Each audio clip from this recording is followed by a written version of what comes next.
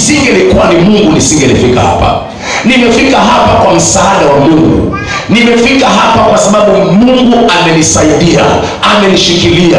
Mimi mwenyewe sikuweza chochote. Mimi ni mnyonge, mimi siwezi kufanya jambo lolote, lakini kwa msaada wa Mungu nimefika hapa nilipo leo. So ukiwa aina ya mtu kama huyo, umejenga nyumba unasema ni kwa msaada wa Mungu. Umesoma ukapita mitihani unasema ni kwa sababu Mungu amekuwa pamoja nami. Watoto wako wako na amani, wanakuheshimu, unasema mimi sijui kulea watoto vizuri, lakini kwa msaada wa Mungu amenisaidia. Chochote kile ambacho unafanya katika maisha yako, unafika mahali unasema ni kwa msaada wa Mungu. Mungu amenisaidia. Mungu anasaidia watu wanyonge, watu ambao wanasema mimi siwezi nikafanya chochote, nahitaji msaada wa Mungu. Na ndio maana wakati mtu anapojishughulisha na kitu sana, unatamani kutoka hapo kwenye ile eneo, Mungu hukuacha. Lakini unapofika mahali kusema Mungu nahitaji msaada wako, Mungu anaingilia kati. Mungu anaingilia kati. Kuanzia siku ya leo, nataka kila mmoja hapa uwe na ile roho ya kumhusisha Mungu katika kila jambo katika maisha yako. Mungu mwenyewe anapenda kuwa karibu na sisi. Ndio maana akatuumba kwa mfano wake na akatuweka katika hii dunia.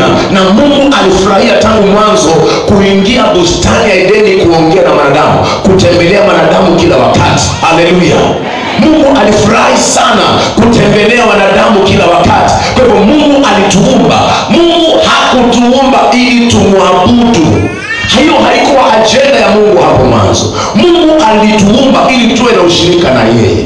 Hili swala la kumwabudu ni kwa sababu mwanadamu alikuja akamkosea Mungu. Lakini ukisoma kitabu cha Mwanzo kinaelezea jinsi gani Mungu alimuumba mwanadamu. Mungu alituumba ili tuweze kutawala. Kama anapotawala mbinguni, duniani alituumba tuweze kutawala na tutiishe vitu vyote. Lakini wakati mwanadamu alipomkosea Mungu, tayari sasa Yesu alipokuja, tunamwabudu Mungu ili kurudi katika pendo la Mungu. Bwana Yesu asifiwe. Kwa hivyo asubuhi leo, point number 1, natamani kila mmoja uwe na moyo mnyonge. Uwe mnyonge, na si ule mnyonge, yule mnyonge wa ugonjwa. Hapana, yule mnyonge wa kusema ya kwamba mimi siwezi nikafanya chochote, nahitaji msaada wa Mungu. Baba, naomba unishike mkono. Mtu mnyonge ni mtu ambaye hawezi.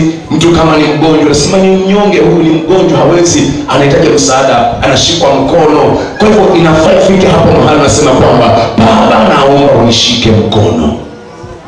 Naomba unishike mkono. Ni kweli pesa umenibariki, niko nazo, lakini siwezi nikafanya maendeleo usipokuwa upande wangu. Naomba unishike mkono. Ni kweli ndoa yangu iko na amani, lakini ili idumu kuwa na amani, naomba Baba unishike mkono. Kila mmoja afike hiyo point ya kusema Baba, mimi ni mnyonge, naomba unishike mkono. Ukifanya hivyo na unaishi hivyo, nikwambie utafanyika hekalu la Roho Mtakatifu. Mungu atafurahi kukaa ndani yako. Mungu mbinguni hakutakuwa mahali kuzuri kwake kukaa. Mungu atapenda kukaa ndani yako kwa sababu anatamani kujidhihirisha katika hii dunia. Anapenda aonekane kama vile shetani ameingia ndani ya watu na ameonekana na watu, kwa sababu alipoingia ndani ya watu kupitia roho ya wazimu, aliingia ndani ya watu kupitia roho ya ulevi. Watu wamemuona shetani kwa mambo mengi. Bwana Yesu asifiwe. Lakini Mungu naye anatamani aweze kuonekana.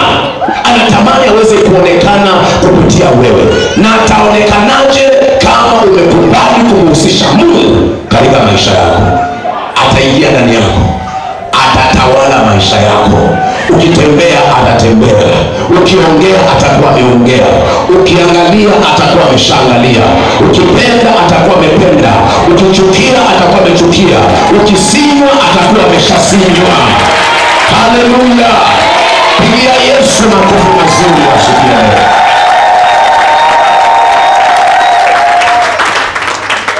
Ni nani ambaye hawezi kuishi? Kila mmoja anaweza, si ndio? Hata wewe unaweza kusema mimi siwezi bila Mungu. Na Baba, mimi nisaidie. Mimi siwezi, nishike mkono. nimekufundisha hiyo kanuni ya kwanza. Kanuni ya pili ya kujenga nyumba ya Mungu. Kanuni ya pili, mwenye roho iliyopondeka. Mtu mwenye roho iliyopondeka. Ujue hivi vyote vinafaa vyote vitatu vichanganye.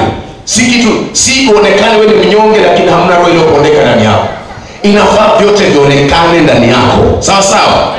Kwa hivyo kwa sababu umeanza kuishi maisha ya unyonge mbele za Mungu, kwamba namhitaji Mungu, namba 2, uwe na roho iliyopondeka.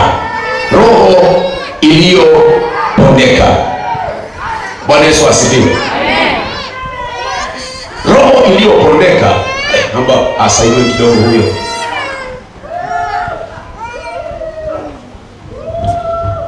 Sawa, ashaza wanashughulika tu, kweli sikize mimi. Shetani anaanza kujionyesha, si ndio? Ameonekana hapo. So Mungu anatamani aonekane kupitia wewe. Kwa hivyo Mungu ataonekana leo. Bwana Yesu asifiwe. Mtu mwenye roho iliyopondeka. Ni nani huyu mwenye roho iliyopondeka? Tunapoongea habari ya kupondeka, tunaongea habari ya kumash, kufinyanga, kuponda. Amen. Kumash, kusmash, kuvuruga, kuponda. Yani amen. Kama vile kuponda mahindi. Iko na maganda lakini unaiponda inakuja katika hali ambayo unataka. Bwana Yesu asifiwe. So Mungu anataka neno lake lituponde. Tupondwe na neno lake. Tufinyangwe na neno lake. Tulainike. Tuwe katika ile hali ambayo Mungu anataka tuwe. Kama vile udongo unapoingia mikononi mwa mfinyanzi. Mfinyanzi anafinyanga ule udongo mpaka unakuwa chombo cha kupendeza.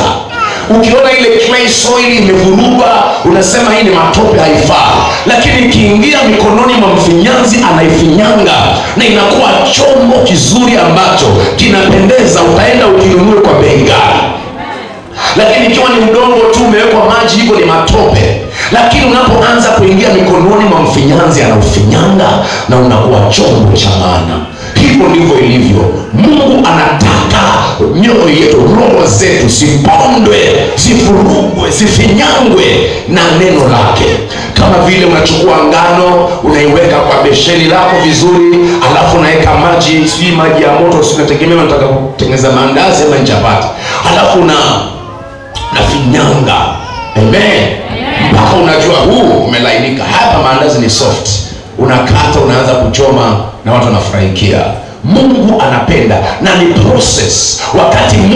Wakati unafinyanga ile ngano, kuna vile ambavyo ni process. Kuna energy ambayo unaitumia mpaka unaposema imelainika. Wengine huanza kufanya hivi kwa sababu ya ngano imelainika. So ninasema nini asubuhi ya leo? Wakati Mungu anapofinyanga mtu, wakati Mungu anapomponda mtu, wakati Mungu anapomponda mtu, wakati wengine kuna maumivu fulani ambayo mtu unaweza anza kuyahisi. Umezoea maisha fulani, lakini Mungu amekuja na sema itabidi uache hayo na uanze kuishi maisha haya. Kuna baadhi ya maeneo umeyazoea sana kukaa hapo.